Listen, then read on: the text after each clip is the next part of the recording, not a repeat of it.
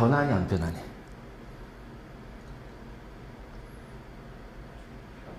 응?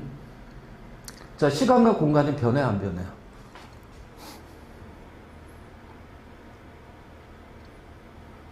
응? 변해요. 언제 변해요? 언제 변해요? 난 수업하면서 계속 이런 질문들 많이 할 거야. 그러니까 네가 알고 있는 지식들을 이제 필요에 적재적소에 딱딱딱 끄집어내는 연습을 많이 시킬 거야. 자, 언제 변해요? 시간과 공간. 변하는 조건이 있잖아. 그럼 시간과 공간이 변한다고 얘기한 사람이 누구야? 주장한 사람이. 처음 얘기해 준 사람이. 응? 아인슈타인. 특수 상대성 이론. 그치? 그거 배웠잖아. 시공간에 가지고. 그래서 그 시간과 공간이라는 거는, 이건 절대적인 것이 아니라 상대적인 것을 갖기 때문에 변할 수가 있다. 그러면 이제 그거 변한다고 했을 때 우리가 특수상대성 이론이라고 해가지고, 자, 그래서 특수상대성 이론의 이제 전제 조건, 첫 번째, 상대성. 그치? 상대성이고, 그 다음 두 번째는 광속 불변의 법칙. 그러면 우리가 이 특수상대성 이론 같은 경우가 언제 이 특수상대성 이론을 적용할 거냐? 바로 관성계일 때. 그러면 이제 물어보자. 자, 이 관성계가 되기 위한 조건이 뭘까? 관성계가 되기 위한 조건. 응? 자, 관성계가 되기 위한 조건. 그럼 잘 생각해봐. 관성계의 조건. 어떤 걸 우리가 관성계라고 얘기할 거야?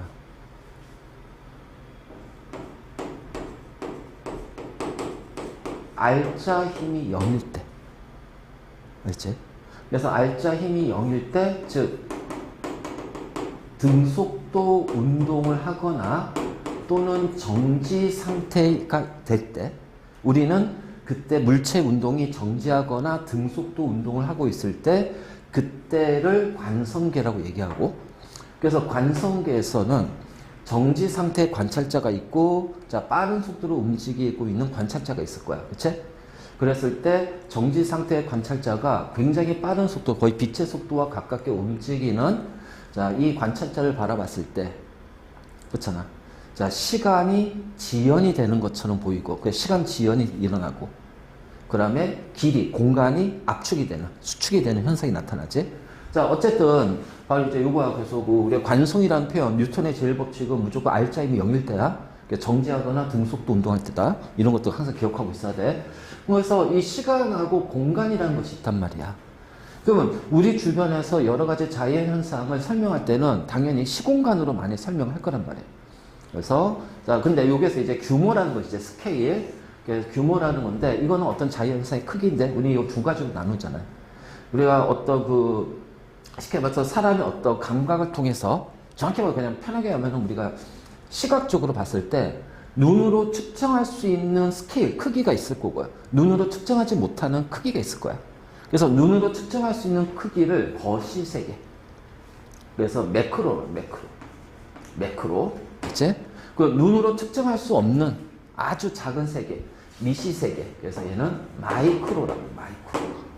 그래서 거시세계와 미시세계. 그래서 우리가 이제 쉽게 말하면 눈으로 볼 수 있으면 거시, 눈으로 관찰이 되면 거시고, 눈으로 봤을 때 관찰이 안 되면 그것은 뭐다? 미시세계. 원자 보여, 안 보여? 안 보이잖아요. 분자 안 보이잖아요. 이온 안 보이거든. 그러니까 이런 것들은 아주 작은 미시세계. 전자의 운동, 이런 것도 미시세계. 그래서 우리가 양자역학이라는 것이 나온 것이 원자 안에 있는 전자라든가 이런 것들의 운동이 우리가 눈으로 볼 수 없는 거잖아.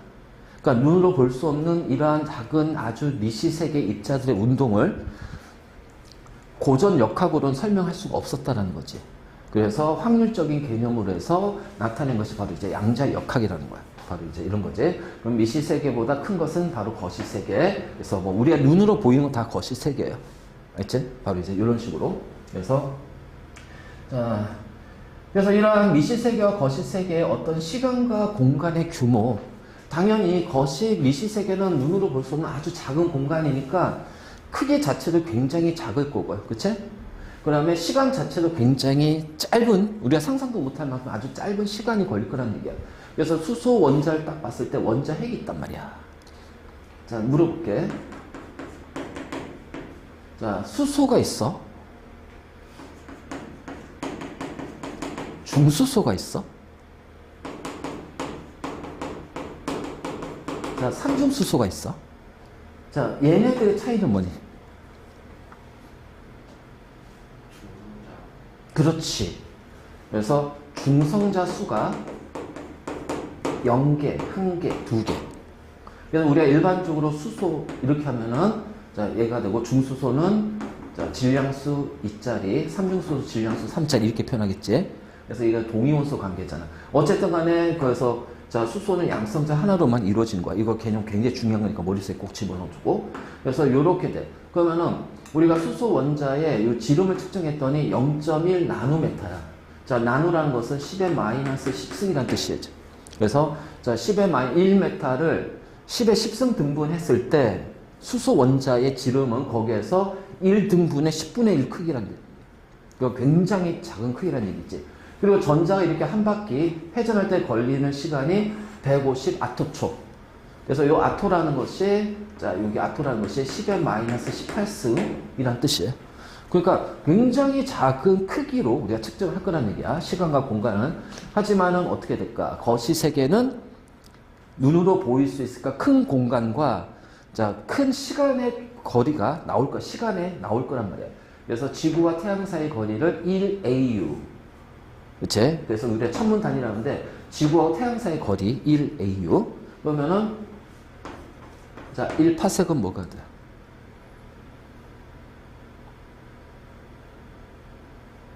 (1파섹) 자, 지구에서 어떤 별을 바라볼 거야. 자, 여기 별이 있어. 그러면 이제 우리가 여기 6개월 간격으로 내가 이 별을 바라봤을 때, 자, 이렇게 이제 이 뒤에 이제 우리가 배경면이 있다고 하면 요게 별이 있겠지? 놓여지겠지? 여기서 바라봤을 때, 자, 이 별은 요게 배경면에 놓여지겠지? 그러면 요 사이의 각을, 자, 우리가 시차라고 얘기할까? 시차. 그러면 요 시차를 2로 나누면은 얘가 바로 뭐거든? 연주 시차라고 해. 그래서 1파섹은 바로 이 연주 시차 1초 분의 1. 알겠지?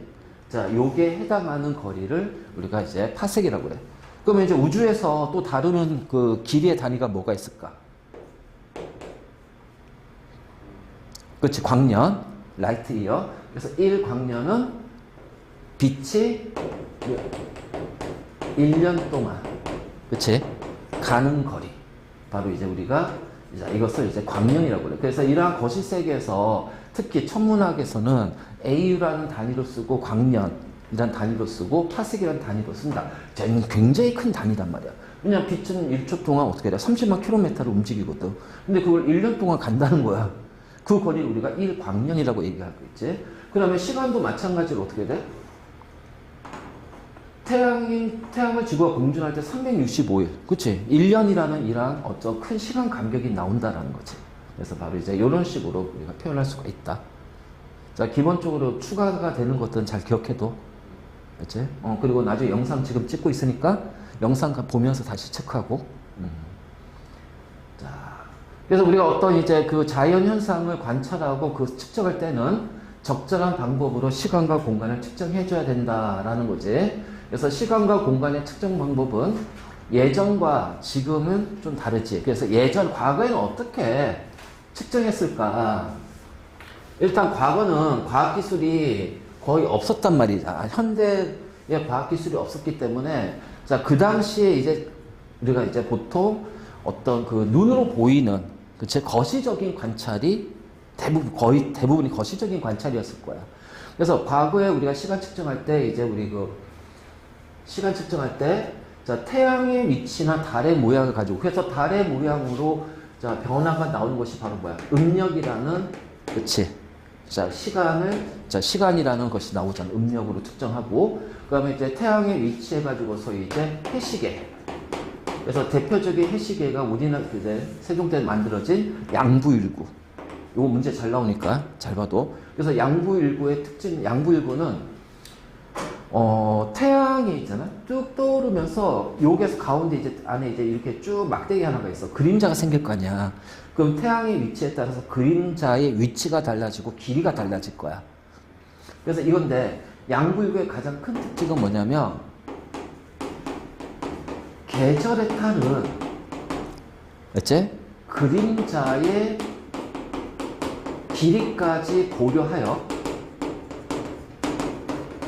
시간을 측정했던 거야. 그러니까 태양이 떴을 때 봄, 여름, 가을, 가을 뜨는 위치가 다를 거고 남중 고도의 위치도 다를 거고, 그치? 그러면 양부일구의 자 가운데 있는 요 막대기의 그림자가 계절에 따라 다 다를 거 아니야. 그러니까 그것까지 모두 고려해가지고서 시간을 측정할 수 있게끔 만든 거야. 굉장한 거지. 바로 이제 이렇게 표현할 수 있고, 그다음 이제 진자시계라는 거는 자 이렇게 했을 때 이제 진자가 이렇게 했을 때 한 번 왔다 갔다 왕복 반복하는데 걸린 시간이 있을 거야. 자, 이 시간을 이용해서 자 반복되는 걸 이용해서 이제 시간의 간격을 정해서 우리가 측정하는 건데, 자 이렇게 생각해요. 진자시계는 그냥 추시계. 옛날 그 있잖아 보면 이게 그 추시계 있지. 추시계 추가 왔다 갔다 하는 거. 그게 바로 진자시계야. 그래서 진자시계고 이거는 굉장히 정밀하다.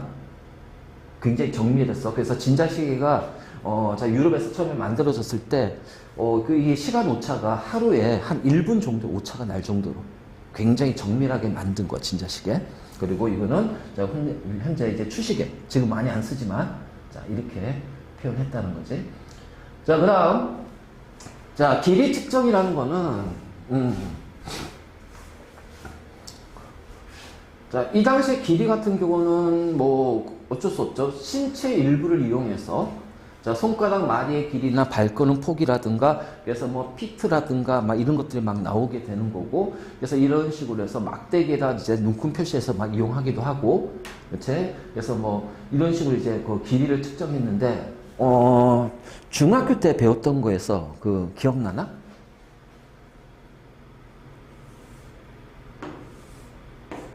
자, 여기에서 태양빛이 이렇게 자, 수평하게 들어갈 거야. 에라스토테네스. 기억나? 에라토스테네스. 여기에 있잖아. 막대기를 설치하면 얘는 그림자가 없잖아. 그런데, 자, 요 지점에서 막대기를 이제, 자, 이렇게 하면 이제 막대기를 이렇게 설치하면 어떻게 돼? 이렇게 그림자가 생길 거 아니야. 그치? 그래서 요 그림자를 이용해서 자, 요 각 세타가 결국 요 세타가 되겠죠. 그치? 그러면 이제 여기를 거리를 이제 측정하는 거야. 그러면은 각 세타일 때 거리가 L이라면 360도일 때가 바로 뭐예요? 지구의 둘레가 되겠죠. 이런 식으로 지구 둘레 측정하는 거. 가끔 다른 문제에서는 이것도 같이 나와. 문제 출제되더라고. 그래서 이러한 것들 좀 잘 좀 다루고. 그 다음에 우리 현대적 측정 방법은 뭐 마찬가지로 당연히 현대적 측은 이제 좀 더 정밀한 과학적이 들어가겠지. 그래서 시간 측정은 요거 꼭 기억해. 세슘 원자 시계. 세슘 원자 시계를 통해서 자, 이 세슘 원자는 세슘이라는 건 방사성 물질이야. 그래서 방사성 물질이니까 여기서 뭐 어떻게 돼? 방사능이나 여러 가지 빛이 나오겠지. 그럼 빛이라는 건 파동이니까 진동수가 있을 겁니다. 1초 동안에 파동 횟수가 진동수잖아요. 그렇지? 그래서 이걸 이용해서 자 1초는 이 빛이 우와 얼마냐 이거 1, 10, 100, 1000만, 10만, 100만, 1000만, 1억, 10억 와 90억, 91억 번 야 92억 번 진동하는데 걸리는 시간. 그래서 이거를 가지고서 이제 이렇게 하는 거고, 그럴 이 같은 경우는 거의 오차가 거의 0에 가까우니까 우리는 지금 이제 요 세슘 원자 시계를 이용해서 가고, 그 다음에 이제 길이 측정 같은 경우는 뭘로 하냐? 빛을 이용한단 말이야. 그럼, 자, 내가 하나 물어볼게요. 자, 빛의 속도는 변합니까? 안 변합니까? 안 변해요? 변해요. 왜 그러지? 왜 변할까요? 빛의 속도는 왜 변해요? 우리가 광속 불변의 법칙, 광속 불변은 전제 조건이 있어. 언제에서 어디에서 광속이 불변이 된다? 진공 상태. 진공 상태. 알겠지? 그래서 그 특수 상대성 원리 보면은 거의 다 뭐야? 진공 상태. 우주에서 막 하잖아. 그러니까 진공 상태에서의 빛의 속도는 안 변해. 그래서 1초에 30만 킬로미터 이동하는 속도를 가지만 매질이 있다면 그 매질에 의해서 이 속도가 줄어든다는 거야. 줄어든다는 거야. 그래서 우리가 이거 비교할 때, 자, 빛을 이용해서 비교하잖아? 그럼 빛의 속력이 변하면 돼요? 안 돼요? 속력 변하면 안 되지. 그럼 이걸 우리는 어디에서 하냐면 진공 상태에서 실험할 거란 말이야. 그래야지 빛의 속도는 항상 일정한 값을 가질 거란 말이야. 만약 공기가 있어, 대기권이 있어, 대기가 있어, 공기의 밀도에 따라서, 매질의 밀도에 따라서 어떻게 돼? 이 파동 속도는 달라지잖아. 그래서 매질의 밀도가 높으면은 이 빛의 속도는 조금씩 줄어든단 말이야.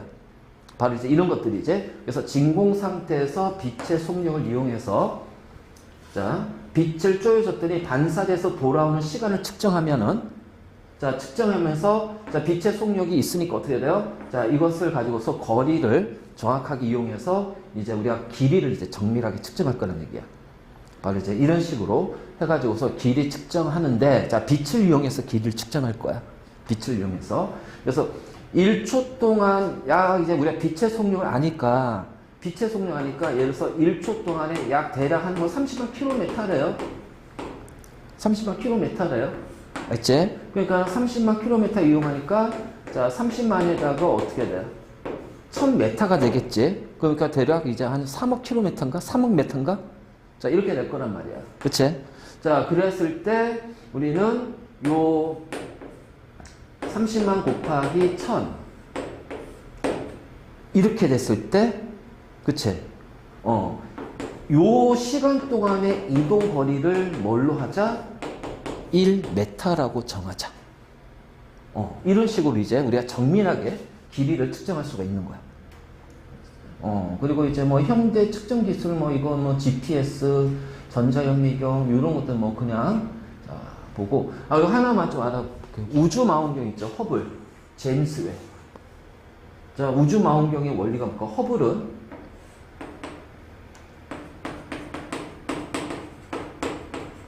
자, 과시광선의 빛을 포집을 해. 모으는 거야. 우주에서 별에서 막 저 성운이나 성단 이런 데서 오는 빛은 굉장히 약한 빛이잖아. 그럼 이제 그것을 보려면은 이 빛을 포집을 해야 돼. 그래서 포집해가지고 빛을 모은 다음에 그것을 영상으로 띄우는 거야.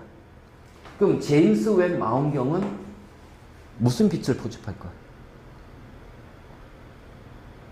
제임스 웹 망원경, 제임스 웹 우주 망원경. 요즘 이거 많이 나오잖아. 유튜브라든가. 바로 적외선.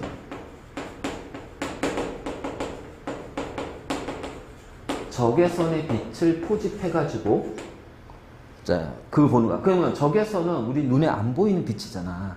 가시광선이라는 게 우리 눈에 보이는 거니까. 그래서 허블 망원경은 우리가 눈으로 볼 수 있는 것만 관측할 수가 있었단 말이야.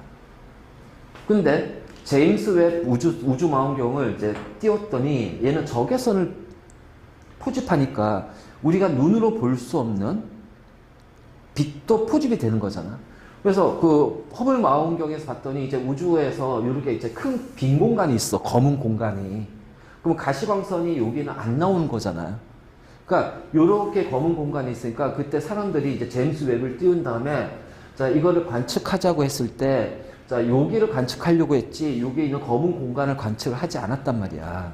그러다가 어떤 과학자가, 천문학자가 이제, 왜냐면 이제 천문학자 이제 요 우주 망원경을 사용하려면은 이제 자기 뭐 이런 어떤 이제 계획서라든가 이런 거 제출해가지고 허가를 받아야 돼. 그래서 허가 받아서 이제 뭐 1주면 1주, 2주면 2주 이런 식으로 이제 할당을 받는단 말이야.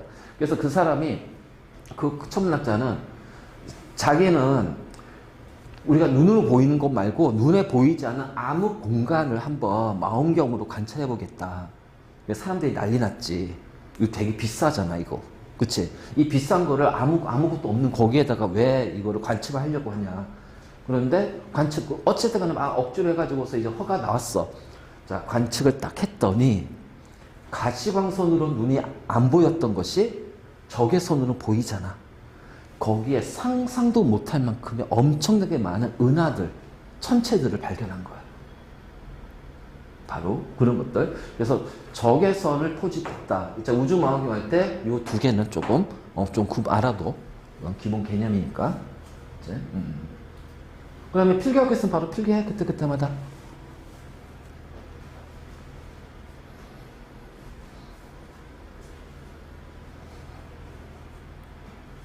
여기가 한 학년에 총 몇 명이야? 1학년? 200. 적다. 적네.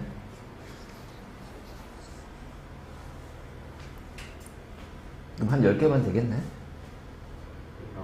응? 11개만? 그렇구나. 자, 이제 여기서부터 조금, 내가 설명을 좀 더 많이 들어갈 거야. 이제 네가 수업했던 것보다 더 많이 들어갈 거야. 알겠지? 자, 우리가 이제 측정이라는 걸 하잖아. 그치? 그러면은 어떤 양을 측정할 때, 자, 물질의 양을 측정할 때는 반드시 그 양에 해당하는 크기가 있어야 되고, 자, 단위라는 것이 있어야 돼. 그래서 크기를 우리가 영어로 스케일이라고 하고, 자, 단위를 유니트라고 해. 그래서 자, 우리가 물질의 양을 측정할 때는 크기와 단위가 붙습니다. 그럼 이것을 뭐라고 하냐면은 정량적인 측정이라고 해. 알지? 그러니까 길이가 몇 메타야. 난 키가 174cm야. 몸무게가 얼마 킬로그램이야. 자, 이런 식으로 크기와 단위가 붙는 걸 우리가 정량적인 측정이야. 알지? 자, 그런데 이런 표현도 있죠. 우리가 물의 밀도는 1g/cm다. 세제곱센치다. 그러면은 단위가 붙었지. 크기와 단위가 붙었지.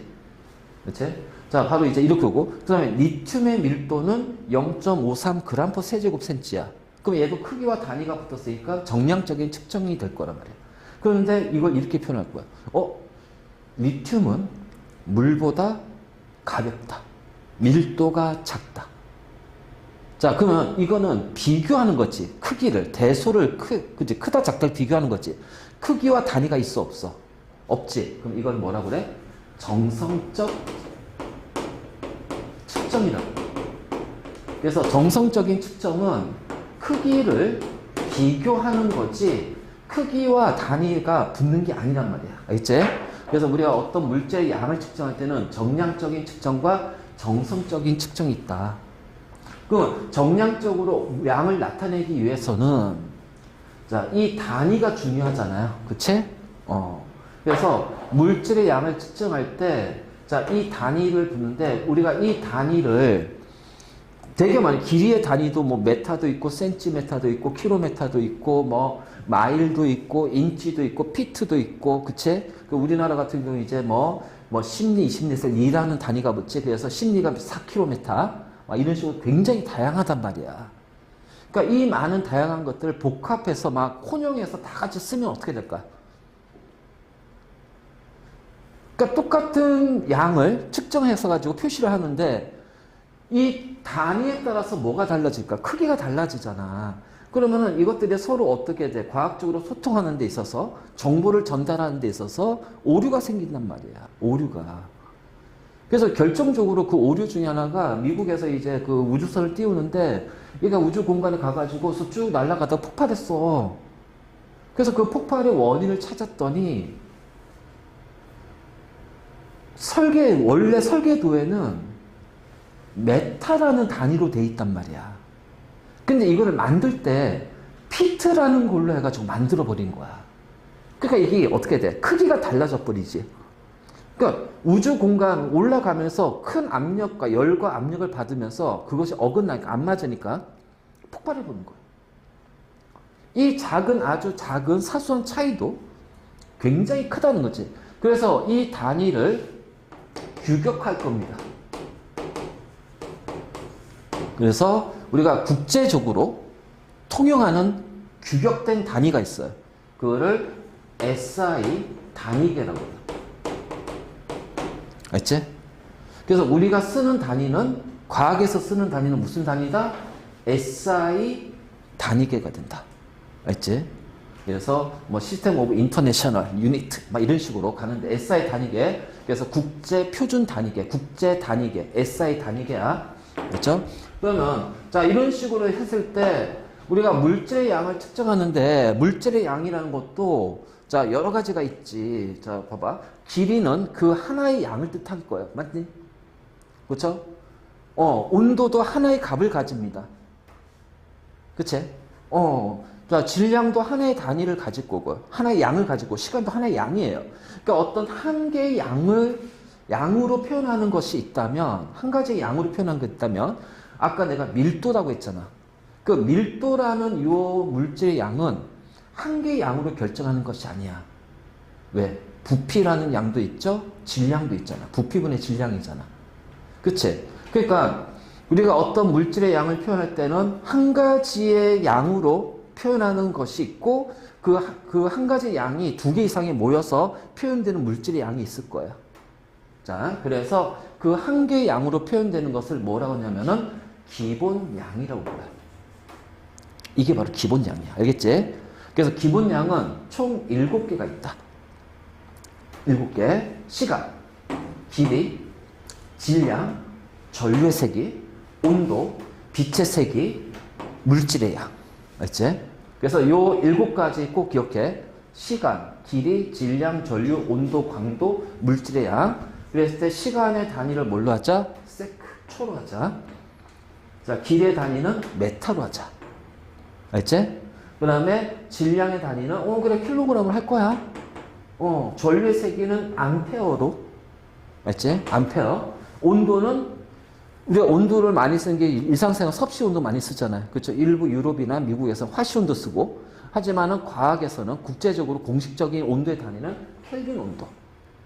켈빈 온도. 그러면 0도 켈빈은 몇 도예요? 203 정확히 0.15야. 알겠지? 이렇게 된다. 그래서 여기를 절대 온도, 이것보다 더 낮은 온도는 존재할 수가 없어. 그래서 우리가 켈빈 온도라는 것이 나오는 거고. 자, 빛의 세기는 칸델라라는 단위를 쓸 거고요. 자, 물질의 양, 몰이라는 걸 할 거야. 그치? 그래서 화학에서 물질의 양을 나타내는 가장 기본 단위가 몰이다, 몰. 이거 우리 화원하면서 이거 진짜 이거 되게 많이 했지, 그치? 그래서 처음 할 때는 되게 어렵을 거야. 근데 지금 아마 그렇게 어렵지 않아. 이거 기본적인 거라. 어차피 기본. 그래서 이런 것들이 우리가 기본양이라고 그래, 기본양. 그래서 이 기본양이고, 그랬을 때 이 기본양의 단위를 기본 단위라고 합니다. 알겠니? 그래서 기본양이 있으면 이 기본양을 나타내는 단위를 뭐라고 하냐면은 기본 단위라고 불러요. 기본 단위. 그래서 이 기본양은 한 개의 양을 뜻할 거야. 그래서 총 몇 개가 있어? 7개가 있다. 그럼 왜 우리가 이 기본양을 얘기하냐면은, 자, 이 기본양을 조합을 하여, 그러니까 정확히 말하면 2개 이상의 기본양을 조합을 하게 돼서 새로운 물리량이 나올 거야. 새로운 물리량을 만들 거예요. 알지? 그러면 우리는 이것을 뭐라고 하냐면은 유도량이라고 불러요. 그러니까 유도. 그래서 예를 들어서 속력은 시간분의 거리잖아. 이동거리. 그럼 속력이라는 거는 거리라는, 길이라는 기본량과 시간이라는 기본량으로 유도가 된 거 아니야. 그러면 이 속력은 바로 기본량, 2개의 기본량으로 조합된 유도량. 알겠지? 유도된 양이라고 하고. 그럼 거리의 기본 단위가 뭐였지? 메타잖아요. 자, 시간의 기본 단위는 세크였죠. 그래서 메타 퍼 세크, 바로 이 기본 단위, 기본량의 단위 2개의 기본 단위로 이루어졌지. 그럼 얘를 우리는 복합 단위라고 불러요. 자, 이 우리 교재나 이런 데 안 나오잖아. 그치? 이거 대학 가면 배운 거? 대학 가서. 원래는. 근데 정확하게 이제 설명을 좀 해주려고 그래. 정확하게 알아야 돼. 그래서 여기에서 꽤 많은 것들이 이제 들어갈 거야. 바로 이제 이런 것들이 이제. 그래서 우리가 어떤 기본량은 하나의 물질의 양을 뜻하는 거야. 그래서 한 개의 물질 양이고, 자, 그래서 이 기본량들이 2개 이상이 모이게 되면은, 자, 그것이 뭐가 된다? 유도량이 된단 말이야. 그치? 이렇게 유도량이 나올 겁니다. 그래서 유도된 양은 기본량, 2개 이상의 기본량이 모여서 조합이 된 거야. 그래서 이 유도량의 단위로 기본 단위가 2개 이상이 모여서 만들어진 거지? 그래서 이거를 우리가 복합 단위라고 그래, 복합 단위. 그래서 바로 이런 식으로. 그래서 이런 것들이 되게 많어. 그러니까 우리 여기 나와 있는 것처럼 자, 기본량, 시간, 길이, 전류, 온도, 강도, 몰 가지고서 이제 우리가 표현한다면 아까 얘기했지. 속력은 시간분의 거리잖아요. 그러니까는 시간의 단위와 길이의 단위로 이용해서 우리가 표현할 수 있고. 그치? 자, 그 다음에 넓이는 길이를 2배로 한 거잖아. 자, 부피는 길이를 3배 한 거잖아. 그치? 가속도는 또 다르죠. 길이와 시간의 제곱이잖아요. 그러니까 이런 식으로 기본 단위가 2개 이상이 조합이 된 거야. 2개 이상이 조합이 된 거야. 밀도, 농도, 그치? 그리고 우리가 이제 이렇게 지금 실질적으로는 이제 자, 이걸 대신 우리가 몰 퍼 리터라는 표현을 쓰죠. 그래서 이걸 우리가 몰농도라고 그래요. 그러니까 이 몰농도도 무슨 단위야? 복합 단위가 되는 거야. 자, 그럼 이제 우리가 단위라는 것이 알았잖아. 그치? 자, 그러면 이 단위가에서 기본 단위의 조각으로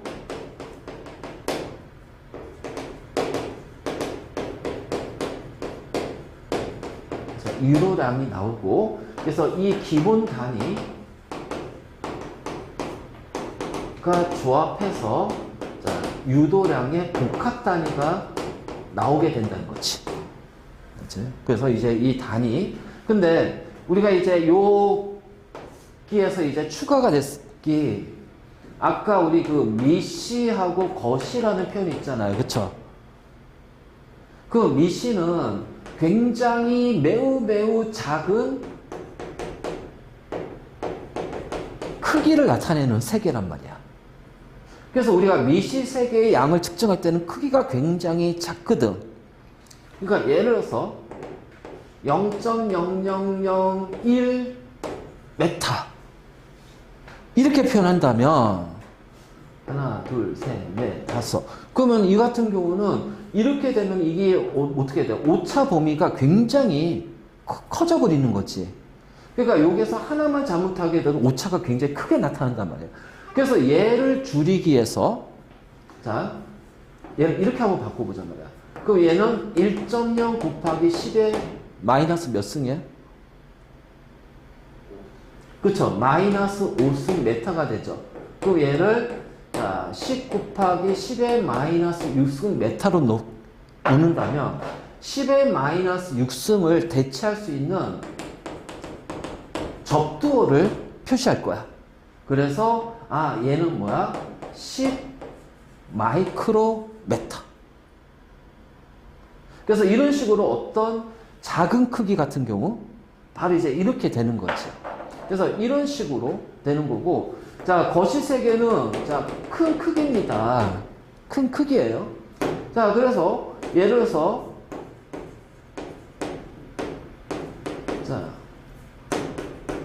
자, 2만 메타예요. 알겠지? 그러면 여기가 큰 숫자니까 우리 얘를 어떻게 할까? 10의 3승 메타로 바꿔볼게. 그러면 10의 3승에 해당하는 접두어가 뭐가 있어? 킬로거든. 그래서 얘는 20km가 되겠구나. 그렇기 때문에 우리가 단위를 표현할 때 아주 작은 미시 세계에선 크기가 너무 작고 거시 세계는 너무 큰 크기를 가지니까 이 기본 단위에서 또는 유도된 복합 단위에서 이 스케일이 너무 크거나 작잖아. 그 스케일, 숫자가 크거나 작을 때는 뭘 쓴다? 접두어를 쓴다. 접두어. 자, 그래서 나노 10의 마이너스 9승. 그치? 자, 여기 하나 더. 이렇게 하면 얘는 뭐야? 옴스트롱. 그래서 얘는 10의 마이너스 10승이야. 옆에 하나 더 적어 또.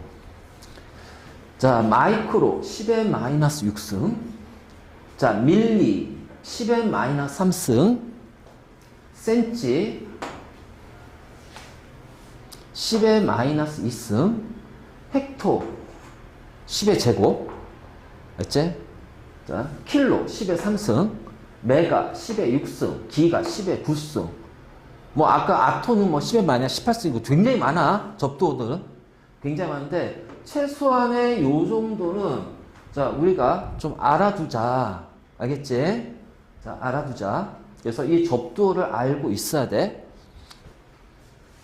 왜 그러냐면 이런 거죠. 예를 들어서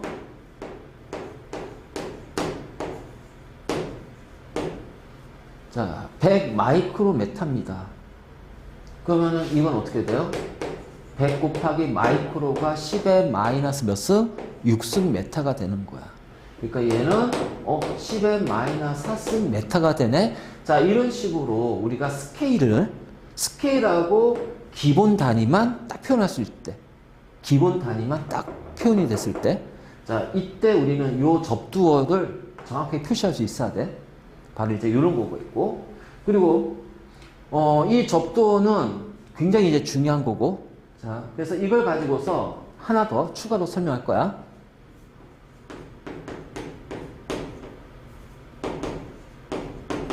자, 단위 환산할 거야. 단위 환산. 이런 거 있잖아, 이런 거. 예를 들어서 3m/s로 달리는 물체가 있어. 얘를 km/h로 한번 바꿔보자는 거야. 알지? 그러면 자 요거 할 때 그냥 간단한 거 그냥 해도 돼. 자 간단한 건 그냥 해도 되지만 이게 조금 숫자 복잡하고 여기에서 조금 더 복잡하게 나와버리면은 이게 계산해서 헷갈려 버리는 거야. 그래서 이거를 이제 우리는 어떤 식으로 단위를 바꿔줄까? 이 얘기지. 자 해봐요. 1km 할 때 km가 뭐라고 그랬죠? 10의 3승, 그러니까 1000m가 됩니다. 맞니? 자, 1시간은 3600초야. 그치? 그러면 이거를 쓱 끄집어서 이렇게 한번 해볼게요. 1km 분의 1000m 하면 뭐가 돼요? 1 되겠지. 맞니? 자. 1000m 분의 1km 해도 1이 되겠지. 그러니까 여기에서 똑같은 1시간 분의 3600초에도 1 되겠지. 또는 3600초 분의 1시간에도 뭐가 돼? 1이 될 거야. 이거를 이렇게 갈 겁니다.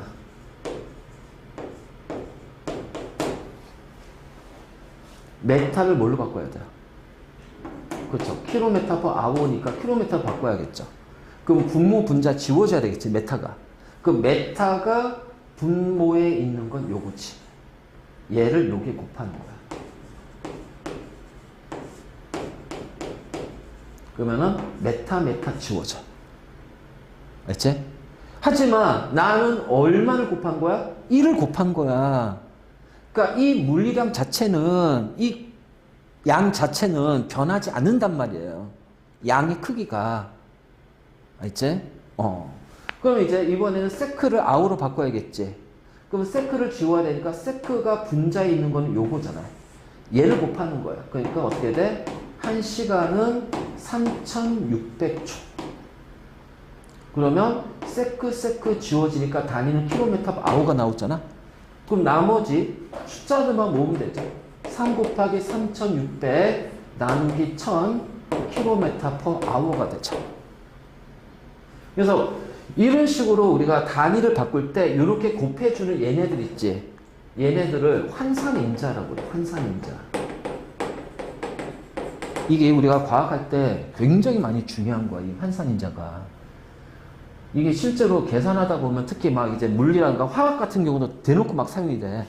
예를 들어서 이런 거야.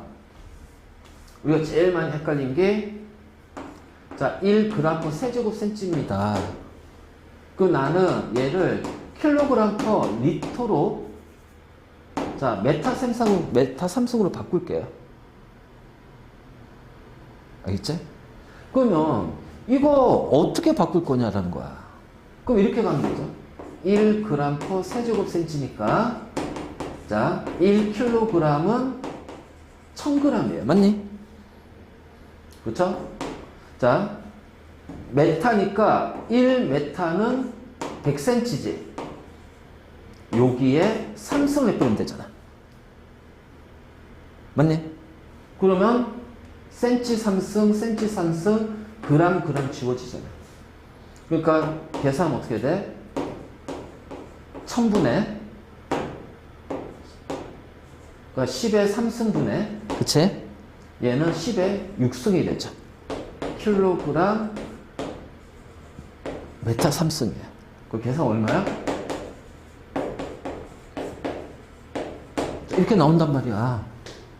이런 식으로. 그치? 그래서 우리가 단위 바꿀 때 바로 이제 이런 거고. 그럼 또 이런 것도 있지. 자, 수소의 분자량 얼마? 응? 2. 원자량 1이니까. 자, 그러면 0.1 mg의 수소 기체에 자, 수소 기체에 자, 부피는 얼마입니까? 1몰 기체 부피가 예를 들어서 24L라고 볼게요. 자, 어떻게 할 거야? 이거 우리가 이제 화원이잖아, 화원. 그치? 그러면 이거를 그냥 일일이 계산하면 되게 헷갈리는 거야. 자, 이렇게 가. 0.1 mg 있잖아요. 바꿔야죠. 1g은 1000mg. 맞니? 그치? 자, 그러면은 mg 지워졌으니까 1몰의 수소는 분자량에 그램 붙여주면 되지?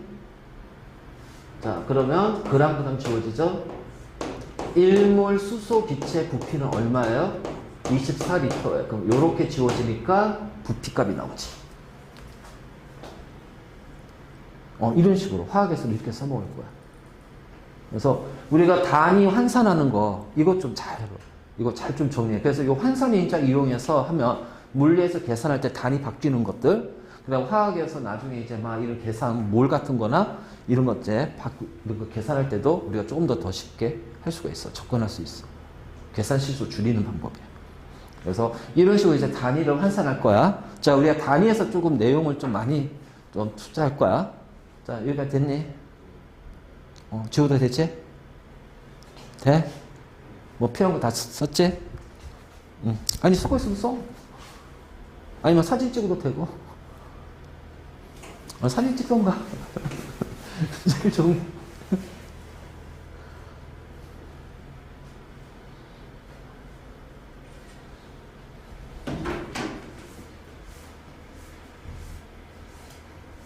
자, 봐. 자, A 꼴 B입니다. 그럼 요거는 뭐야? 좌우변이 같다는 거죠. 그치? 그러면 수학에서 좌변과 우변이 같다라는 건데, 이거는 우리가 과학에서 보면 같다. 즉 뭐야? A와 B의 물리량이 같다라는 거예요. 맞니? 그럼 물리량이 같기 때문에 뭐도 같을까? 단위도 같다는 거야. 맞지? 그러니까 예를 들어서 내가 어떤 문제를 푸는데 이거 공식을 좀 이용해야 돼. 근데 그 공식이 잘 생각이 안 나. 예를 들어서 우리가 이제 등가속도 운동 공식에서 이동거리 구하는 것이 요거잖아. 그치? 이거잖아. 근데 내가 이 공식이, 그러니까 이런 식으로 어떤 공식이 나올 거란 말이야? 그럼 이 공식이 뭔지 자꾸 이제 정확한 건지도 헷갈리고, 아니면 뭔가 생각나는데, 뭐야, 이거 뭐 생각이 안 나. 여기까지 기억나는데, 그 다음에 여기를 모르겠어. 그럼 요걸 이용하는 거야. 항등이잖아. 자, S가 거리니까 어떻게 돼? 기본 단위가 메타잖아요. 자, V0는 속력이니까, 초기 속력이니까 뭐야, 이거? 유도량이잖아. 그러니까 복합 단위 쓴단 말이야. 그러니까 시간분의 거리의 단위를 가질 거란 말이야. 복합 단위. 자, 요거는 우리가 이제 요거 숫자로 표현하면은 얘를 뭐라 하냐면은 개수라고 그래, 개수. 자, 개수와 상수의 차이가 뭘까요? 상수를 영어로 콘스탄트 넘버. 알겠지? 자, 개수는 코이피션트 넘버. 이렇게 표현해. 자, 개수와 상수의 가장 큰 차이 뭘까? 응? 그것도 있지만 가장 큰 차이점은 뭐냐면은 개수는 단위가 없어. 알지? 상수는 단위를 가져. 자, 단위가 없기 때문에 이 개수의 숫자는 고정된 스케일을 가져요. 알지? 하지만 단위를 가지니까 어떻게 돼? 스케일이 단위에 따라서 어떻게 돼? 변한다. 변한다. 단위에 따라서. 알겠지? 자, 이거야. 그럼 여기는 숫자잖아. 개수야. 단위수 없어요. 자, 얘는 가속도니까 복합 단위 같겠지? 그래서 메타 퍼 세크 제곱이에요. 그러면 좌변과 우변이 같다는 얘기는, 물리량이 같다는 얘기는 단위도 같아야 돼. 그 여기가 메타니까 여기도 메타가 되고 메타가 돼야겠지? 그럼 뭘 곱해야 돼? 세크라는 단위를 곱해줘야겠지? 얘는 세크 제곱을 곱해야 되겠지? 세크 제곱이니까 시간 t 제곱이네? 이렇게 되는 거야. 이렇게 되는 거야. 알겠니? 우리가 단위라는 거를 단순히 여기서 주어진 것만 아는 게 아니라 이걸 가지고 내가 앞으로 어떻게 써먹을 건지, 그렇잖아? 이걸 써먹어야 될 거 아니야. 써먹어야 되잖아. 앞으로 더 이제 과학 공부하고 공부할 때 더 이제 나중에 이제 뭐 고2 되고 고3 되고 대학 가서도 써먹어야 되거든. 대학 가서는 다 이런 식으로 표현해. 다 이런 식으로 계산해. 알겠지? 이게 환상인자 이용해서 다 계산한다. 그러니까 미리 연습 좀 해놓고, 그래서 이런 거 같은 우리가 실제적으로 문제 풀 때 물리라든가 이런 거 나중에 할 때 굉장히 도움이 되잖아. 우리가 어떤 정확하게 측정 도구를 이용해서 측정할 수가 있어. 측정 도구를 이용한 측정이 있고, 만약 측정할 수 있는 도구가 없는 상태에서 어떤 물질의 양을 판단을 하는 거지. 이것을 어림이라고 그래, 어림. 그래서 가장 큰 차이는 뭐냐면 정확하게 도구를 이용해서 어떤 양을 측정할 거냐. 그래서 이 측정은 기본적으로 스케일하고 단위가 붙겠죠. 그치? 자, 하지만 어림은 측정 도구가 없는 상태에서 물질의 양을 우리가 대략적으로 예측을 할 거예요. 예측. 그러니까는, 자, 그래서, 야, 저 산의 높이는 대략 한 몇 메타 될 것 같아. 이런 식으로, 쟤는 키가 대략 한 180 될 것 같아. 그러니까 이런 식으로 어림 잡아서 그것을 양을 얘기한 것을 어림이라고 해요. 어림 잡는 거. 그렇지? 그러면 어림은 정확한 값을 나타내는 게 아니잖아. 그럼 이 어림이라는 것이, 어림하는 것이 그렇게 큰 의미가 있냐? 아니요. 굉장히 큰 의미가 있어요. 내가 어떤 양을 측정할 건데 이게 이제 스케일이 말이야. 그치? 스케일이 굉장히 커. 그러면 우리가 이 측정하는 측정 도구에서도 그 스케일의 범위가 있을 거 아니야. 크기의 범위가. 그러니까는, 자, 크기의 범위. 예를 들어서 이제 우리 그 화학에서 실험할 때 부피 할 때 부피 플라스크라는 것이 있단 말이야. 그 부피 플라스크가 예를 들어서 이제 뭐 1리터짜리, 2리터짜리 있고 100ml, 200ml, 300ml, 뭐 20ml 이런 식으로 다양하게 있단 말이지. 그럼 저기 어떤 양이 있는데, 야, 이거는 대략 한 몇 리터 정도 되겠다. 또는 몇 밀리터 되겠다. 이렇게 먼저 어림으로 그 범위를, 스케일의 범위를 우리가 좁혀 나가는 거야. 아니면 어떻게 돼? 모든 부피 플라스크 다 꺼내가지고 다 집어넣어서 해봐야겠지. 그럼 그게 안 된다는 거지. 그래서 어림이라는 거는 우리가 어떤 양을, 스케일이 굉장히 큰 것을 측정할 때, 자, 대략적으로 그 범위, 오차를 줄일 수 있는 범위를 어림으로 잡아버리는 거예요. 알지? 어림으로 잡아버리는 거예요. 그래서, 자, 측정할 때, 자, 그래서 필요한 측정 도구를 결정하는 데 도움이 된단 말이야. 이런 것들. 그리고 당연히 이거는 우리가 미리 사전에 이 정도가 되면 한 이 정도의 값을 가질 거야 라는 경험이 있어야 되겠지. 사전적 지식이 필요할 거야. 그래서 이렇게 되고, 그 다음에 이제 이런 거지. 우리가 이제 여기서 발자국의 모양을 보고, 아, 이 공룡의 발자국의 화석을 통해서 이 공룡의 길이가 어느 정도 될 거고, 뭐 어떤 특정 화석, 뼈의 화석을 통해서 어느 정도 될 거다. 그치? 또는 이제 두개골의 크기를 통해서 키는 어느 정도 될 거고, 나이는 어떻게 될 거고, 이런 식으로 이제 우리가 정확하게 측정하거나 과거에 있었던 것들, 그러니까 그걸 측정하지 못할 때는 그 어림을 통해서 대략적인 값으로 표현해 준다는 거지. 그치? 그래서 공룡의 몸무게, 지금 공룡 없으니까 몸무게 어떻게 알아?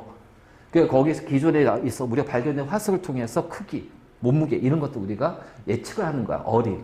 그래서 그럼 천체 크기도 우리가 직접 측정할 수 없잖아요. 그러니까는 대략적으로 어림에서 어느 정도 되겠다. 거리가 몇 광년이 될 것이고 얘는 질량이 어떻게 될 것이고 막 이런 식으로 다양하게 어림 잡아서 할 거야. 알겠지?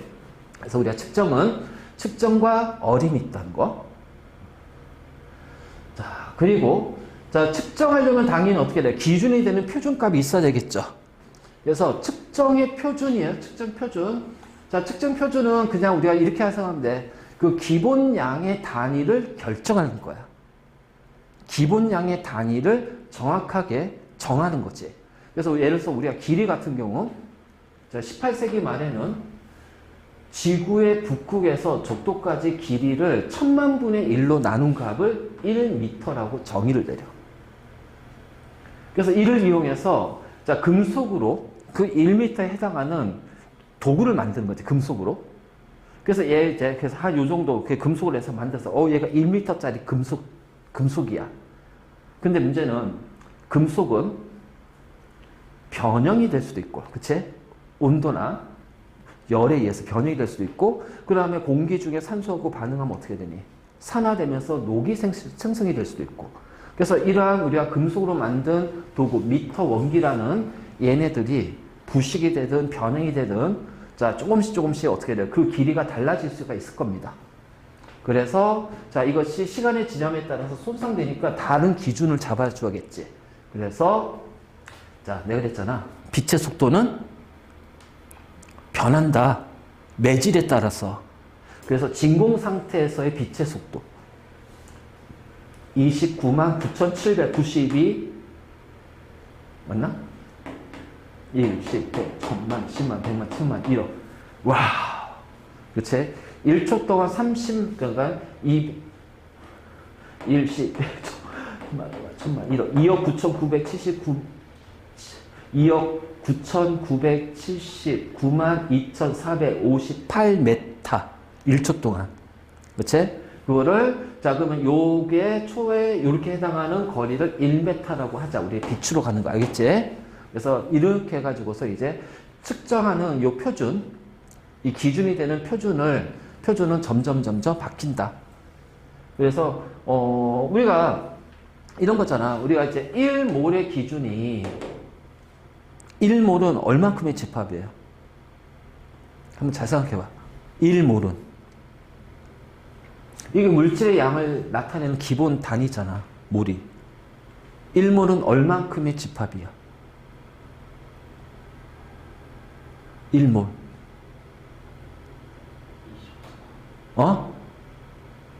1몰의 정의. 1몰이라는 정의가 어떻게 될까? 1몰의 정의. 한번 잘 생각해봐. 네가 배운 걸 자꾸 끄집어내야 돼.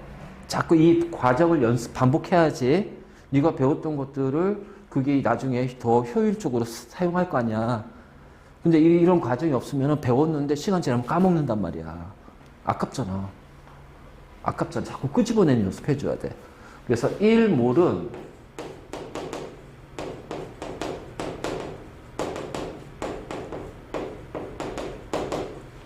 아보가드로 수의 집합이야. 알지?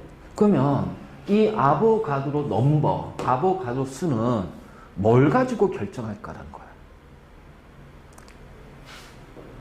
바로 원자량 기준에 g을 붙인 질량이 있겠지?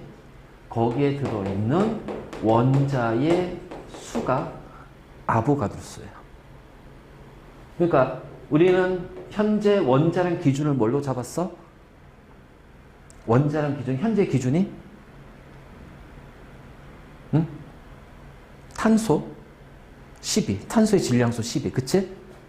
그래서 12g 탄소에 들어있는 원자 수가 되고, 이 원자 수가 6.02 곱하기 10의 23승계예요. 얘에 탄소 원자가 들어가 있는 거예요. 그래서 1몰의 개수는, 아보가수는 6.02 곱하기 10의 23승이라고 그래. 그러면 이 원자량 기준 바뀌면 어떻게 될까? 얘네들도 아보가드수도 바뀔 거예요. 자, 이런 것들. 알지? 그러니까 우리가 몰이라는 것도 여기에 기본 단위, 기본량이 들어가 있으니까 그 1몰을 정하는 기준도 이렇게 된다는 거지. 정확히 기억하고 있어야 되고. 이제 이런 식으로 표현할 수가 있고.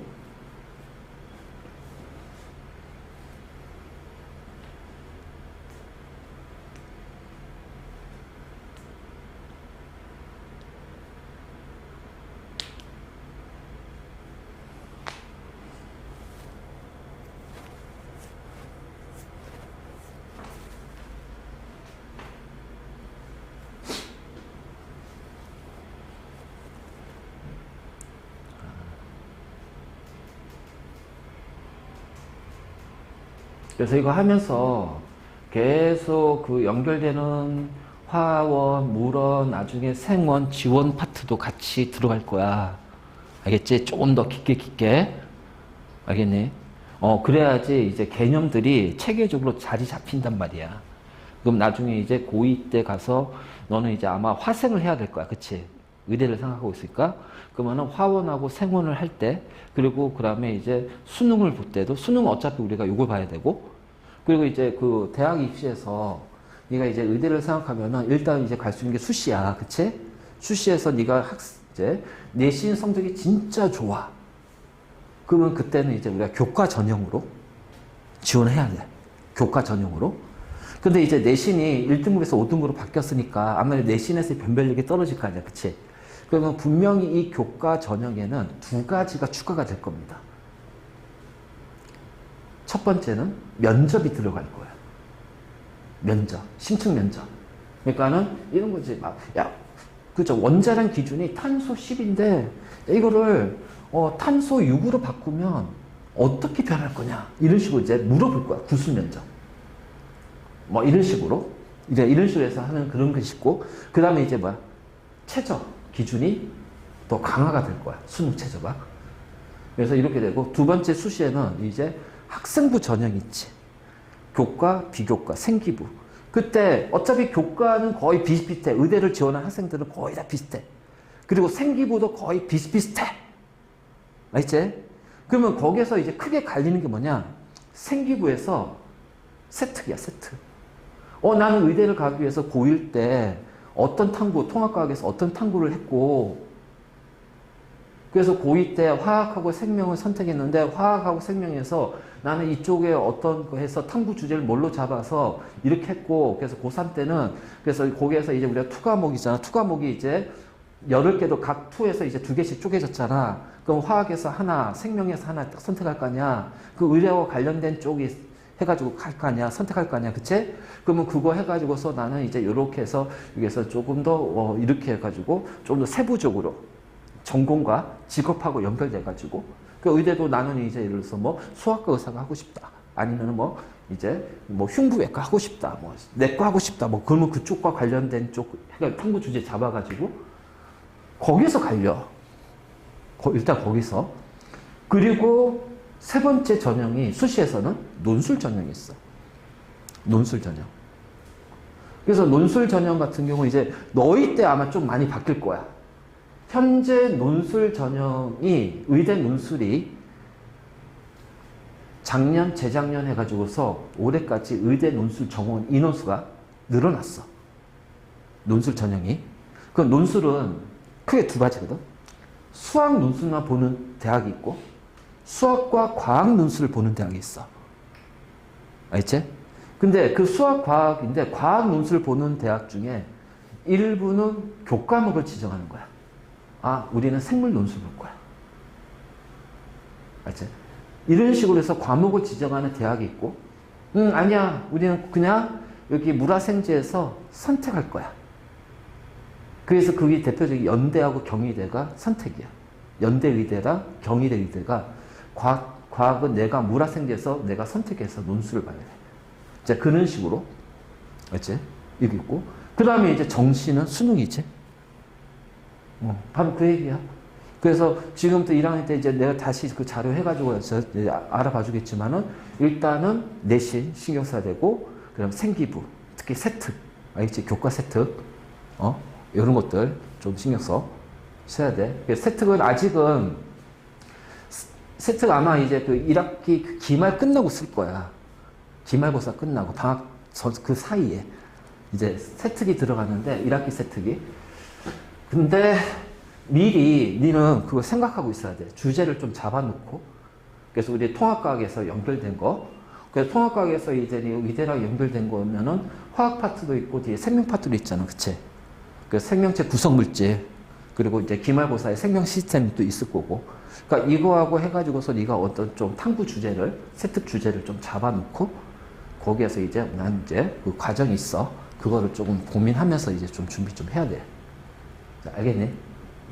자, 자, 그래서 이제 우리가 이런 어떤 이제 그 표준을, 측정 표준을 정해. 그런데 이제 이 측정 표준을 정해서 활용할 때 당연히 우리가 어떤 물질의 양을 측정할 때는 당연히 그 물질마다 내가 측정하고자 하는 것마다 뭐가 다르냐면요. 스케일이 다르다는 얘기예요. 스케일이 달라요. 그래서 스케일이 다르기 때문에 자, 이 스케일이 클 수도 있고요. 작을 수도 있어요. 하다못해 마이크로, 자, 미시로 갈 수도 있고요. 아주 큰 거시로도 갈 수 있잖아요. 그러니까 우리가 거리의 기본 단위가 메타잖아. 근데, 저기 그 안드로메다까지의 길이를 메타로 어떻게 다 표현할까? 그치?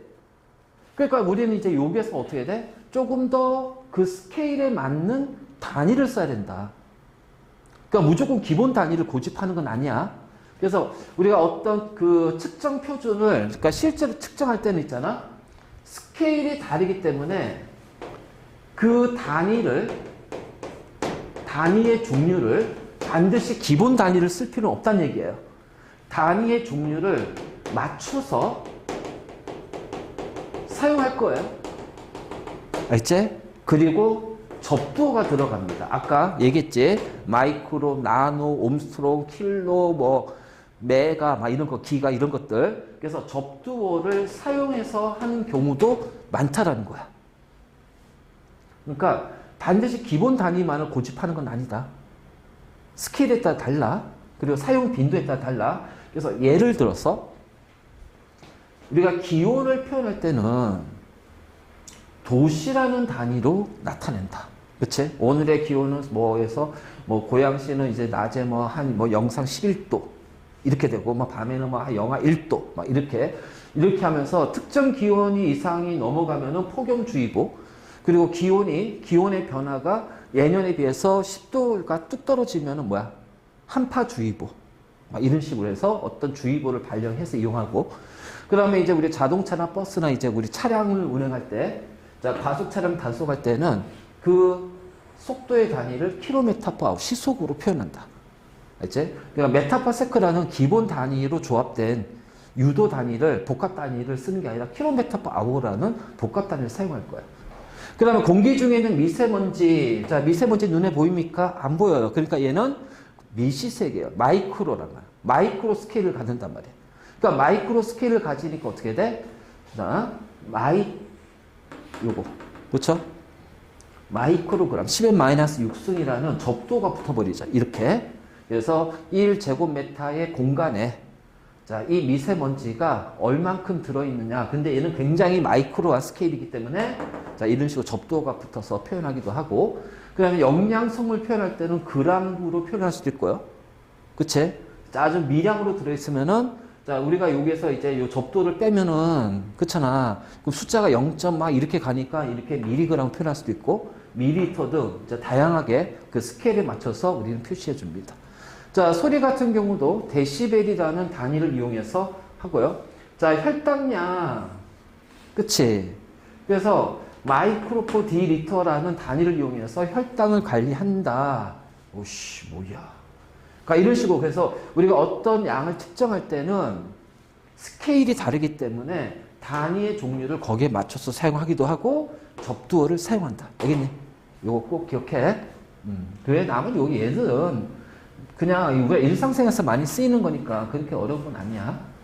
자, 그래서 이런 식으로 이제 측정 표준을 하는 이유는 그래도 어느 정도 이제 수치가 주어지니까 신뢰성을 가져야 되지. 그 일상생활에 좀 편리해야 되고요. 그리고 이제 예에서 이제 의사소통이나 공정한 거래를 할 수 있고요. 그리고 이제 아까 얘기했잖아. 자, 이게 메탈을 써야 되는데 P2를 했다가 우주선이 폭발하고. 자, 이러한 어떤 사고나 이런 거 방지하기 위해서 자, 이런 것들이 필요하다. 자, 그 다음에 이제 이게 마지막 파트가 있는데 여긴 별거 없어요. 자, 신호하고 정보입니다. 우리가 외부에서 어떤 정보를 받으려면 그 정보가 나한테 와야 되겠지. 그치? 그래서 자연에서 오는 정보, 그 정보를 전달하는 것이 바로 신호예요. 그래서 자연에서 일어나는 다양한 변화가 전달되고요. 그 전달되는 것은 빛이 될 수도 있고, 그러니까 일대 이 정보는 거의 다 우리가 어떤 감각기관에서 받아들이는 거야. 그러니까 빛이니까 뭐니 이거? 시각이잖아. 자, 소리니까 청각이 되겠지. 그치? 자, 지진파 같은 파동. 자, 이 파동은 진동이잖아요. 그 우리가 진동을 느끼는 것은 어떤 외부에서 물리적인 힘이거든요. 그래서 파동에서 힘이기 때문에 어떤 압각이라든가 또 흔들림에 의해서 어떻게 돼? 자, 평형 감각에서 느끼는 거지. 그 다음에 자, 온도. 자, 온도는 온각, 냉각, 우리 피부 감각, 압력도 이제 우리가 압각에 해당이 됩니다. 이러한 것들을 자, 외부에서 오는 이러한 자극을 이제 신호라고 얘기하고, 자, 우리는 그 신호를 받아. 그 신호를 받아서 어떻게 돼? 판단해야 될 거 아니야. 그리고 저장해야 될 거 아니야. 그치? 그 신호를 사람으로 따지면은, 자, 사람으로 따지면, 이러한 것들이 이제 신호라면, 우리가 이제 이것을 어떻게 해? 감각기관에서 받아들이잖아요. 그럼 그 감각기관이 어디에 해당하냐면, 센서에 해당이 됩니다. 센서. 그래서 사람으로 따지면 얘는 뭐야? 감각기관이 될 거예요. 감각기관. 사람으로 따지면 감각기관에 해당이 된다. 센서가. 알지? 그리고 나서 자, 우리는 이제 외부에서 오는 이것을 어떻게 돼요? 신경계에서 전달하잖아. 자, 네 생호는 했어, 안 했어? 안 했어? 그냥 그럼 통합해서 생물 정도만 했겠네? 그럼 우리 이제 중3 때 배웠던 거 한번 가볼게. 자, 신경계에서 감각기관과 연결되어 있는 신경이 뭐니? 감각기관하고 연결된 신경. 응? 감각신경. 그렇잖아. 감각신경, 뉴런, 감각뉴런, 또 감각신경이라고 그래. 그리고 생원에서는 이거를 구심성 뉴런이라고 그래. 구심성 신경. 그러고 나서 우리 이제 뇌로 가잖아요. 중추신경계로. 그치? 그래서 연합 뉴런 판단을 할 거예요. 그리고 또 그 정보가 저장이 되기도 하잖아요. 대뇌에서. 그치? 그리고 자, 이렇게 해서 이제 우리가 판단하면 명령을 내려요. 그래서 운동신경 또는 원심성 뉴런, 원심성 신경이라고 해서 운동기관으로 하잖아요. 그래서 그러한 과정에서 이제 자극이, 자, 이 시각이나 청각 같은 외부 자극이 감각기관에서 오면은 신경을 통해서 전달이 될 때, 자, 뉴런 내에서는 전기적 신호로 바뀐다. 전기적 신호로. 그래서 이거를 우리가 자극의 전도라고 그래. 자극의 전도. 그래서 전기적 신호로 바뀌면서 뉴런과 뉴런 사이에서는 화학적 신호로 바뀌어. 그래서 뉴런과 뉴런 사이에는 화학적 신호로 바뀌어. 그러니까 우리가 이렇게 이제 뉴런을 이렇게 표현하잖아. 자, 이렇게 표현하게 되면은, 자, 여기서 이제 자극이 와요. 그 여기까지는 뉴런 내 안에서는 전기적 신호가 전달이 돼. 전기적 신호가. 그래서 여기가 뭐야? 축삭돌기잖아요. 그치? 그리고 여기에는 이제 뭐가 있어? 가지돌기가 있겠지. 그래서 요 뉴런과 뉴런 사이에 요 사이를 뭐라 부르니? 뉴런과 뉴런 사이 이 공간을. 시냅스. 알지? 시냅스. 그래서 여기까지는 전기적 신호로 전달이 되고, 그 다음에 이 시냅스에서 축삭돌기에서 가지돌기로는 화학 물질에 의해서 전달이 돼. 그래서 화학적 신호로 전달이 될 거야. 이런 식으로. 그래서 이렇게 해가지고서 또 여기에서 다시 또 어떻게 돼? 전기적 신호로 또 가겠죠? 전기적 신호로 계속 전달이 될 거야. 그러니까 이런 식으로 해서, 자, 여기가 연합유리라면, 연합뉴런이면 이 전기적 신호로 가는 정보가 뭐 저장이 되든 뭐든 이제 일어나겠지. 그치? 판단하든. 자, 이때 이제 자극을 전달하는 이 과정에서, 자, 이 자극이 어떻게 돼요? 왜 빛, 소리, 얘네들 정적 신호도 전환이 되죠. 그리고 여기에 또 사이엔 또 화학적 신호로 전환이 되죠. 그때 이 전기적 신호와 화학적 신호를, 자, 우리는 이거를 가지고서 뭐냐면은 정보라고 표현할 거야. 이런 신호들을. 알지? 그래서 자연의 신호를 측정하고 분석해가지고서 이제 이 뉴런으로, 그러니까 우리 연합 뉴런으로, 즉 중추신경계로 이제 보내는 과정에서 이런 전기적 신호, 화학적 신호가 어떻게 돼요? 자, 우리 중추신경에서 저장이 되거든. 중추신경에서 저장이 되고, 자, 이것에 대해서 판단을 하게 되고 명령을 내린단 말이야. 그랬을 때 이 과정이 바로 요렇게 했을 때 얘가 바로 정보가 되는 거야. 정보. 알지? 그러니까 빛이라는 자극이 왔는데 이것이 어떻게 돼? 전기적 신호로 바뀌면서, 자, 어쨌든 뭐 전기적 신호 뭐든 간에 이런 정보의 형태로 오는 거야. 그럼 정보야. 빛이야. 빛이 와. 그래서 우리가 어떤 시각이 결정이 됐어. 오, 잘생겼네. 그럼 이게 잘생겼다는 게 정보가 되는 거야. 그렇잖아. 자, 내가 어떤 물체를 만졌는데, 오, 뜨거워. 아, 이거는 뜨거운 물체네? 이게 그럼 뜨거운 물체라는 건 정보가 되는 거지. 바로 이런 것들, 이런 게 정보가 되는 거야. 자, 진동을 느꼈어. 지진이 발생이 됐네? 그럼 그 지진이 발생했다는 것이 뭐가 돼요? 정보가 되는 거예요. 무슨 얘기인지 알겠지? 그래서 정보는 그 외부에서, 자연에서 온 신호를 가지고서 판단하는 거죠. 판단을 해서 유용한 형태로 바뀐 게 정보입니다. 정보. 알지? 그래서, 자, 지진파. 지진이 왔네? 그럼 이제 이 지진파를 가지고서 이제 정보가 성립이 됐어. 그러면 이 지진파라는 걸 이용해서 나는 더 추가적으로 유용한 형태로 만들 거야. 자, 그럼 우리가 지진파 가지고서 하는 게 뭐냐면, 잘 들어. 자, 지진파는 P파와 S파가 있다. 맞니? 그치? 자, P파는 종파니, 횡파니?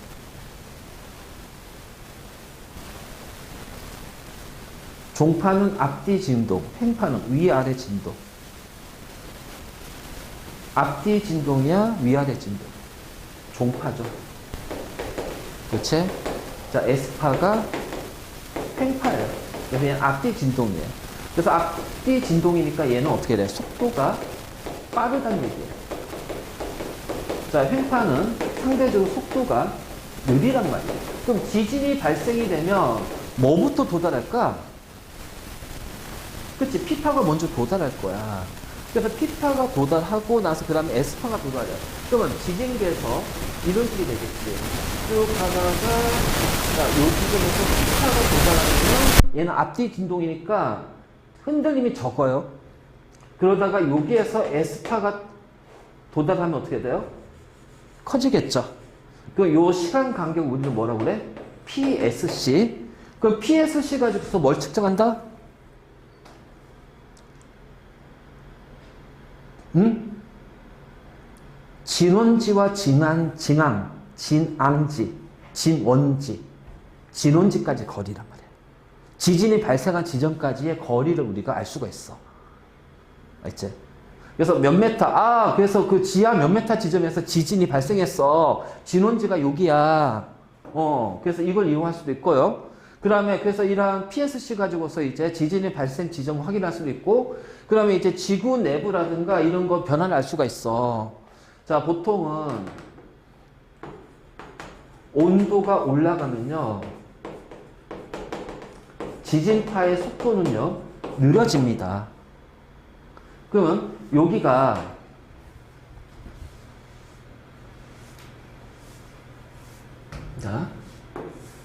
자 여기에 있는데 내가 여기에다가 지진파를 아니 자, 이렇게 가자. 이런 식으로. 그래서 요 지점에서 내가 지진파를 쏘아 올릴 거야. 그러면 이렇게 해서 지진파들이 가겠죠. 그치? 그랬을 때 요렇게 가가지고서 자 예를 들어서 뭐 P파를 또는 뭐 S파를 통해 뭐 쐈어. P파를 쐈어. 그럼 이제 요렇게 이제 이렇게 갈 거 아니야. 그 상대 쪽에 이게 우리가 이제 얘를 속도를 측정할 거야. 그런데 중간에 요렇게 갔는데 자 요렇게 보낸 요 지진파의 속도보다 얘가 느려졌다는 거야. 그러면 요 지점에서 뭐가 있다? 온도가 높아졌다는 얘기입니다. 맞니? 즉 여기에는 마그마 덩어리가 있다는 얘기예요.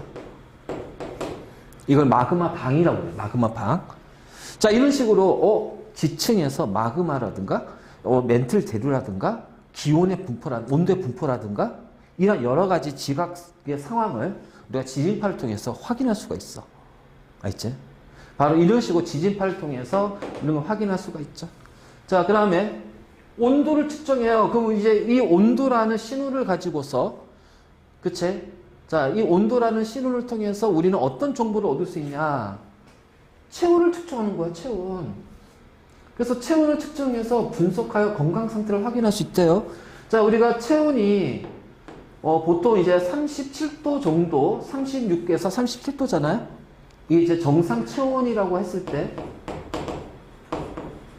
만약 이것이 40도가 돼버리면은 무슨 일이 발생합니까? 우리 몸에서. 우리 몸에서 무슨 일이 발생해? 응? 자, 우리 몸에서 무슨 일이 발생해? 체온이 37도씨에서 만약 40도씨가 됐어. 자, 어떤 일이 발생해요? 응? 응? 그 열나지. 열나니까.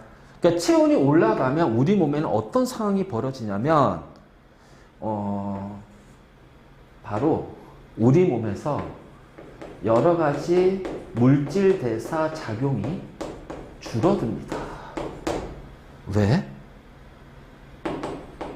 효소의 기능이 떨어지거든. 자, 효소는 우리가 영어로 이제 엔자임이라고 그러지. 엔자임. 생체 촉매. 주성분이 뭐야? 프로테인이야, 프로테인. 단백질. 그러니까 이 주성분인 단백질, 프로테인, 단백질로 이루어져 있다 보니까 단백질을 구성하고 있는 구조가 파괴가 돼버려.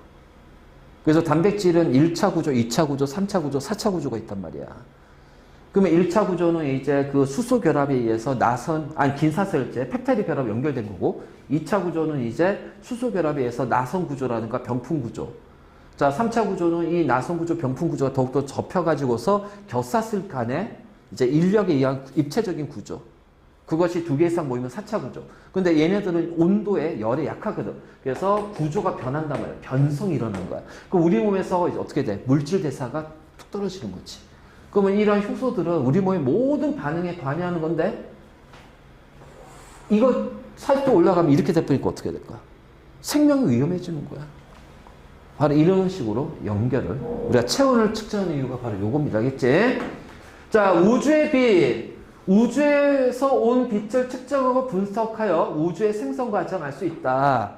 알지? 뭐야 이거? 허블 망원경. 자, 허블 망원경은 무슨 빛을 포집했어? 가시광선. 제임스 웨브. 그렇지, 적외선이야. 그럼 관측 범위가 누가 더 높냐면 제임스 웨브예요. 제임스 웨브. 그렇잖아. 빅뱅 초기에 뻥 하고 우주가 만들어졌잖아. 그리고 나서 이제 기본 입자들이 만들어져. 쿼크라든가 전자라든가. 그럼 온도는 계속 내려갈 겁니다. 그러면 이제 이 쿼크들이 모여서 양성자, 중성자가 되고요. 그러고 나서 이제 양성자, 중성자가 서로 변환이 되죠. 중성자가 양성자가 되면서, 그치? 그게 변환이 되면서 이렇게 되다가, 자, 어떻게 돼? 수소 원자핵은 양성자가 수소 원자핵이고 양성자 두 개하고 중성자 두 개가 모여서 어떻게 헬륨 원자핵이 돼요. 그치? 그리고 나서 빅뱅 후 약 38만 년이 지났을 때 뭐가 만들어져? 빅뱅 후 약 38만 년이 지났어. 뭐가 만들어져? 수소 원자, 헬륨 원자가 만들어져. 그러니까 원자핵하고 원자핵이 있는데 전자들은 고르게 퍼져 있었거든. 온도가 굉장히 높으면, 잘 들어. 플라즈마 상태라는 게 뭐냐? 전자들이 원자 밖에 뛰쳐나가서 자유롭게 돌아다니는 거야. 그래서 양이온과 전자들이 높은 에너지 가지고 돌아다니고 있는 게 플라즈마야. 그러니까 온도가 굉장히 높은 상태에서는 원자핵하고 전자는 이 얘네들의 온도에 의한 운동 에너지 때문에 전자기력, 즉 이걸 이제 우리가 전자기력이라고 하는데 원자핵하고 전자 간에 자, 이 전자기력에서 이제 전자가 원자핵으로 딱 들어가. 그래서 원자가 만들어져.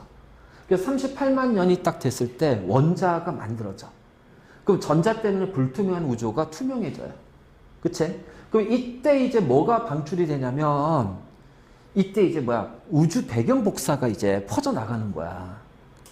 그래서 복사 에너지는 빛이야, 빛. 그래서 고온의 빛이 퍼져나가. 근데 우주는 계속 팽창하니까 우주 온도 어떻게 돼? 떨어지죠. 그러니까 떨어지니까 어떻게 돼? 그 복사 에너지, 빛도 또 마찬가지로 그 낮은 온도에 해당하는 파장으로 바뀔 겁니다. 그치? 그래서 대략적으로 한 130억 년 전에 자, 그때 발생한 빛이 말이야. 우주 배경 복사가 자, 우리 지구 쪽으로 쭉 온다고 했을 때 그 빛은 이미 식을 대로 식어서 눈에 보이지 않는 적외선의 빛이 되는 거야. 그치? 그래서 허블 망원경으로는 허블 망원경으로는 그걸 관측을 못했어. 할 수가 없어. 근데 제임스 웹 망원경은 적외선을 포즈 모아가지고서 관측하니까 130억 년 전에 어떤 별에서 또는 은하에서 발생한 빛이 이제 제임스 웹으로 관찰이 된 거야. 얼마 전에. 알겠지? 그래서 우주의 생성 과정까지 확인할 수가 있다. 자, 이게 우주 배경 복사로 연결되는 거야. 알겠죠? 이런 식으로. 그렇죠? 그래서 이러한 것들이 정보가 되고요. 자, 센서는 뭐야? 자극을 받아들인 거. 그러니까 우리 사람으로 따지면 뭐다? 감각기관. 그래서 자, 빛을 감지하는 거 광센서. 온도 변화를 감지하는 건 온도 센서. 자, 연기를 감지한다. 연기는 화학 물질이니까 화학 센서. 자, 압력의 힙을 감지하면 압력 센서. 운동 변화를 감지하면 운동 센서. 그래서 그거 있잖아. 거기 자동문 딱 하면 어떻게 돼? 우리가 움직이니까 뭔가